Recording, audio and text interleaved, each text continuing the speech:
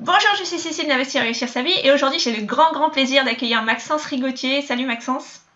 Donc, salut Cécile et bonjour à tous. Alors Maxence, tu es donc auteur de 3 sites. On a un site sur les paris sportifs, un site sur la course à pied et un site pour aider les gens à développer leur business en ligne qui s'appelle Vivre de son site internet. Donc Complètement. c'est assez impressionnant parce que c'est vrai qu'on se dit waouh, comment il fait pour occuper l'espace et puis réussir sur ces 3 sites qui sont dans des domaines vraiment qui n'ont rien à voir les uns avec les autres. Donc tu vas nous en parler un petit peu de ton expérience par rapport à ça.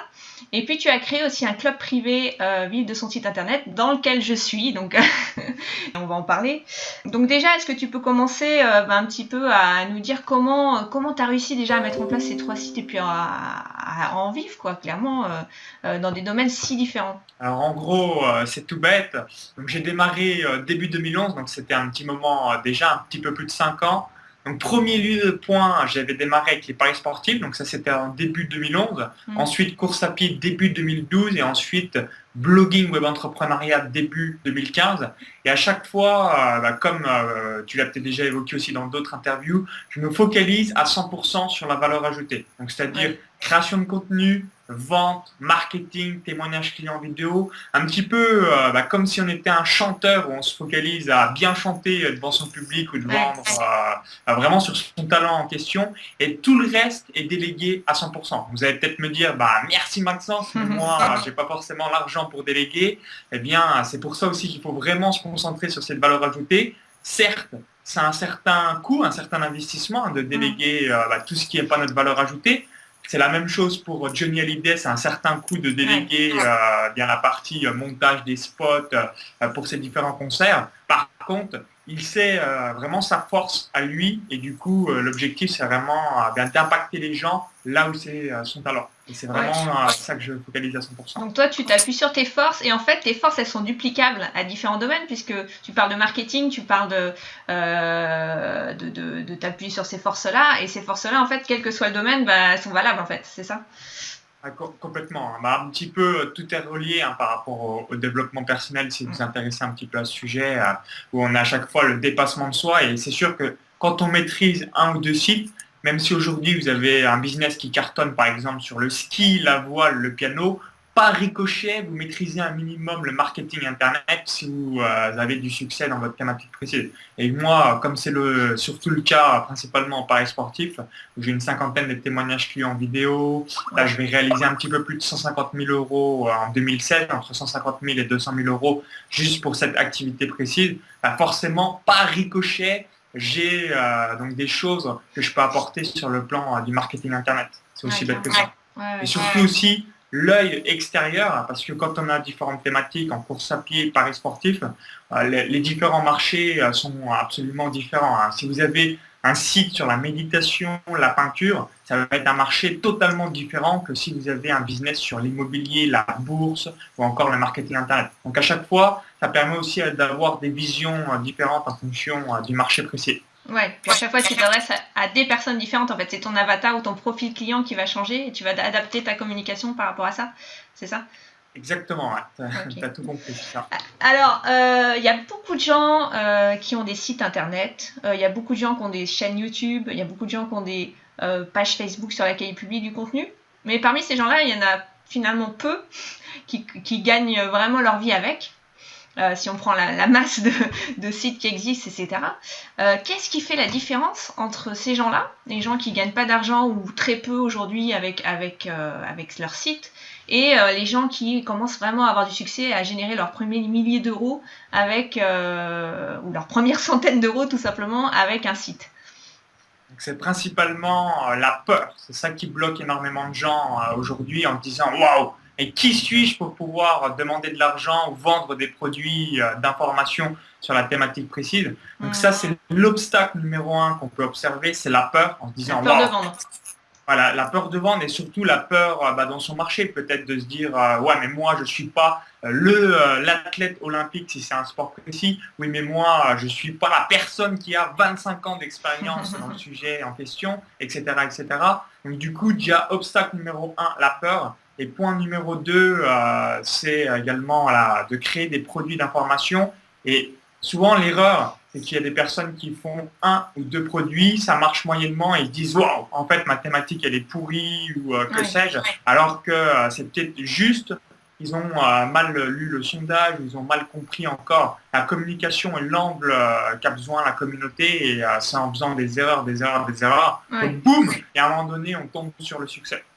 Donc là, on parle de développement personnel quelque part, parce que c'est le fait d'avoir confiance en soi, de se dire bah, j'y vais, et je continue, je persévère dans ce que je fais, je m'arrête pas, j'abandonne pas au bout du premier échec, entre guillemets, c'est des semi-échecs, parce qu'en plus, toi, tu conseilles dans ton club, peut-être dévoiler une petite astuce du club, c'est de réutiliser certains produits qui n'ont pas marché comme bonus. Une autre erreur que je vois à 100%, mais je le disais justement encore hier à la séance de coaching commun, c'est que quand vous avez fait quelque chose qui soit c'est mal vendu ou se vend pas beaucoup, qu'est-ce que font la majorité des gens? Ils se disent boum, poubelle. Non, il faut absolument pas faire ça. Il faut que tu gardes toutes tes ressources existantes pour le mettre dans un paquet. Donc c'est ce que j'aime bien dire. Si c'est quelque chose qui ne s'est pas vendu ou mal vendu, bah, vous le mettez en bonus dans le futur. Mais à chaque fois, toujours avoir cet esprit au sein de votre esprit en termes d'actifs. Parce que si vous créez des produits, et au bout d'un an, vous dites bah, il est obsolète ou bien voilà, ça n'intéresse plus les gens, bien, au lieu de le foutre à la poubelle, vous le réutilisez dans des bonus parce que sinon, vous n'avez jamais un business qui tourne en votre faveur au fil du temps. Et c'est ça la magie d'Internet, c'est de pouvoir bénéficier au fil des années, les actifs qu'on a créés eh bien, au fil des mois. Ouais, et ce que tu nous dis, c'est que tout ce qu'on crée, en fait, depuis, bon, ça peut être aussi même un article de blog, une vidéo ou peu importe, tout ce qu'on crée, en fait, c'est pas des choses perdues, quoi. C'est des choses qu'on peut réutiliser. Absolument. Hein. Même il y a des fois, je vois des gens, ils me disent oui, mais le blogging est mort ou que sais-je. Bien, ils vont supprimer leur site alors qu'ils avaient peut-être 300 ou 400 visites par jour. C'est dommage parce que ça ne mange pas de pain de le laisser en ligne au lieu d'appuyer sur reset ou supprimer. Donc ça, c'est important. Toujours garder vos ressources existantes. Ouais, y compris les list email par exemple aussi qui peuvent être endormis à un moment. Ok, génial. Et alors toi, tu as créé un club, donc je disais, j'en fais partie, sur lequel tu partages pas mal de conseils très pragmatiques et concrets qui permettent d'avancer vraiment avec des choses où tu ne montes pas à pas les choses. Donc dans ce club-là, en fait, tu intègres quel type de personnes, à part moi? Alors, il y a deux profils principaux. Donc, premier profil, c'est vous avez déjà un business existant et soit vous générez quelques milliers d'euros par mois ou quelques centaines d'euros par mois. Vous n'êtes pas débutant complet où vous dites « Waouh, j'ai ni chaîne YouTube, ni page Facebook, ni site web, ni que sais-je, vous n'avez strictement rien du tout. » Et le deuxième profil, c'est voilà, vous êtes plutôt débutant. Et au lieu de monter un site ou même une chaîne YouTube, c'est de se concentrer sur votre valeur ajoutée et surtout, eh bien, on va voir ensemble qu'est-ce qui est parfait pour vous. Donc, prends un exemple basique. Aujourd'hui, si je devais démarrer de zéro, donc là, c'est au lieu de démarrer en 2011, je démarrais en 2016-2017, je me concentrerais soit un rachat de site web. Vous étudiez un petit peu dans votre thématique quels sont les sites qui sont vraiment en perte de vitesse ou alors une page fan Facebook. Parce que si vous démarrez un site, il a déjà 300 visites par jour. Si vous démarrez déjà une page Facebook qui a au moins 10 000 likes, 10 000 vrais fans, vous ne démarrez pas de zéro. Et souvent, on sous-estime ce côté financier parce qu'on peut avoir une page Facebook pour 200-300 euros ou 500 euros. On peut avoir un site web pour 1000 ou 2000 euros qui a déjà un trafic existant et vous avez juste besoin de remettre votre patte, de refaire un coucou à la communauté existante et de passer au next level. C'est aussi bête que ça. Ok. Donc là, tu conseilles de choisir un domaine qui nous parle ou qu'est-ce que tu conseilles par rapport à ça en fait? Alors vraiment un domaine qui nous parle, ça je le conseille à 100% parce que sinon il y a de grandes chances qu'on lâche sur le long terme. Mais surtout, voilà, si aujourd'hui vous êtes débutant, vous focalisez rachat de page Facebook ou rachat de site web. Donc ça, c'est vraiment le premier conseil que je peux vous donner. Et après, développer aussi une chaîne YouTube. Donc vous réalisez des vidéos sur YouTube, vous les publiez sur votre site en faisant la transcription texte des vidéos. Comme ça, on a le trafic venant de YouTube, venant de Google, toutes ces choses-là. Donc ça, c'est important.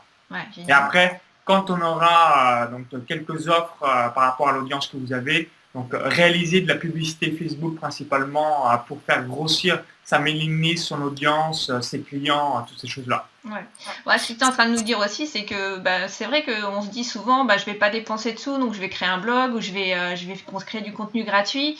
Et puis voilà, mais il se passe le temps qui passe, c'est juste énorme et finalement c'est de l'investissement aussi. On perd du temps à créer ce contenu entre guillemets, alors qu'il existe déjà ailleurs.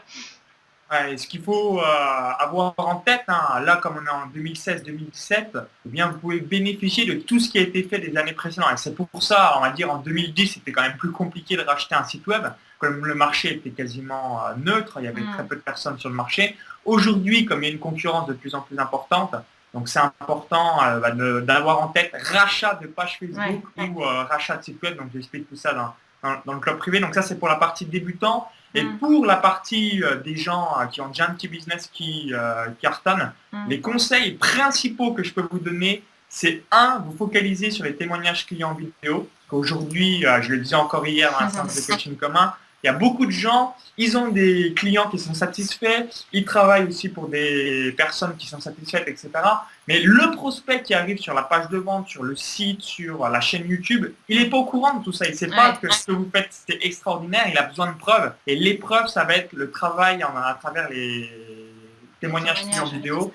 Donc ça, c'est vraiment le gros point. Et le deuxième point, c'est de toujours travailler avec vos ressources existantes. C'est-à-dire, vous avez déjà quelque chose qui cartonne. Je prends ton exemple précis.